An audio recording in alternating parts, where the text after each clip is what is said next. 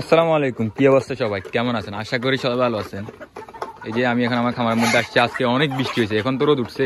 একটু আগে এমনি অনেক প্রচুর পরিমাণে বৃষ্টি হয়েছে, যেটা বলার বাইরে।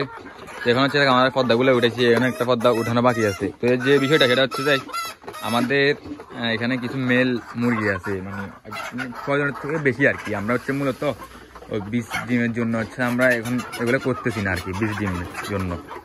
তো এখানে হচ্ছে আমাদের চিন্তা ভাবনা করতেছি আমরা কয়েকটা মেল মরক বিক্রি করে ফেলবো, মরক আর কি, রাতা মরক যেটা আমরা বলি আর কি আমাদের এদিকে। আমরা এগুলো বিক্রি করে দেবো কয়েকটা, চিন্তা ভাবনা করতেছি।